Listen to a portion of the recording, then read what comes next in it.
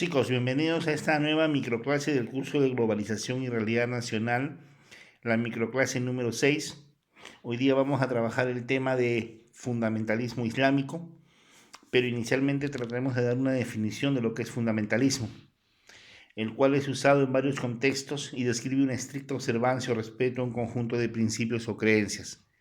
En la religión, es la aplicación literal de las escrituras o textos fundamentales y que creen que las doctrinas que emergen de dichas lecturas deben ser aplicadas a todos los aspectos de la vida social, económica y política. El fundamentalismo es una respuesta de la globalización por parte de las culturas tradicionales que ven en la religión un arma para defenderse del avance de la amenaza de la cultura globalizante. En cuanto al resurgimiento islámico, este se da en Irán, la revolución iraní de 1978, que significó el final del gobierno del Shah, el emperador de Irán, ¿correcto?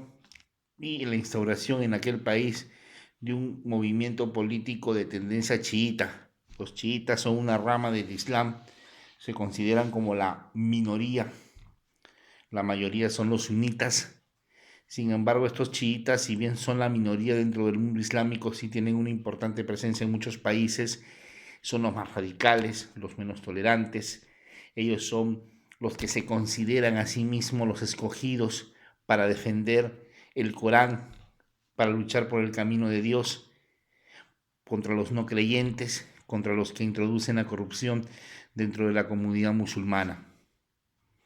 Ahora bien, el movimiento, como te repito, revolucionario en Irán fue de tendencia chiita y esta revolución iraní significó un ejemplo para que surgieran en otros países musulmanes intentos de revoluciones, como fueron en Egipto, Siria, Líbano, Argelia, Afganistán, Nigeria, los cuales fueron aplastados, fueron, sí, sofocados.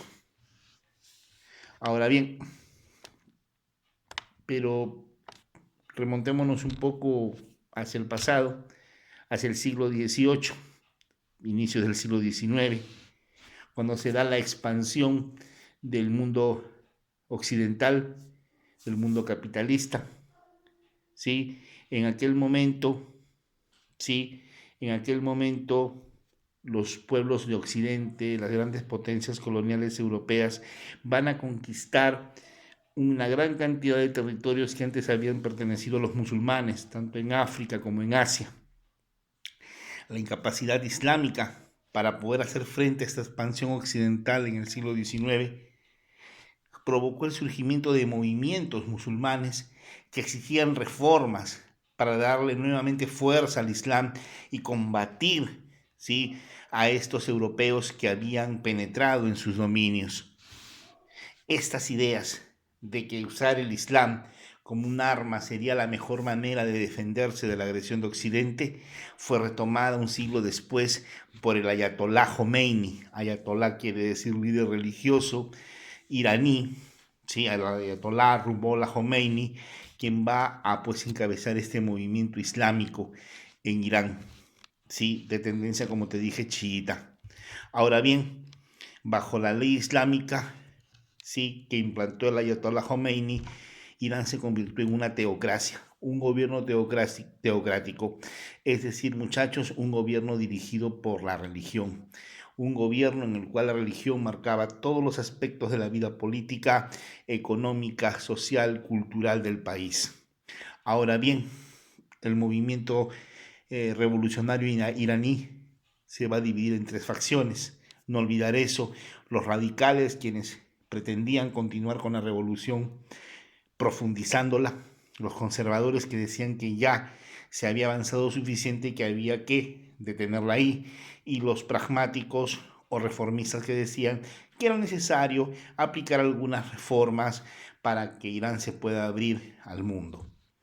Tras la muerte del Ayatollah Khomeini en 1989, el movimiento, ¿sí?, va un poco a ser golpeado, afectado. Los radicales y conservadores perdieron fuerza y más bien los pragmáticos ganaron cierto espacio. Actualmente los conservadores han recuperado espacio y nuevamente tienen el control del país.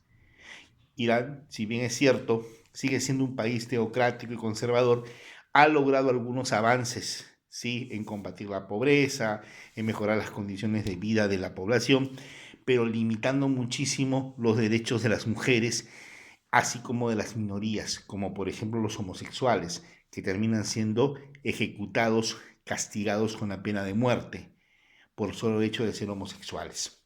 Bueno, jóvenes, además, ya para cerrar esta parte, Irán es considerado actualmente uno de los principales enemigos de los Estados Unidos y promotor de movimientos terroristas a nivel internacional, según el gobierno norteamericano.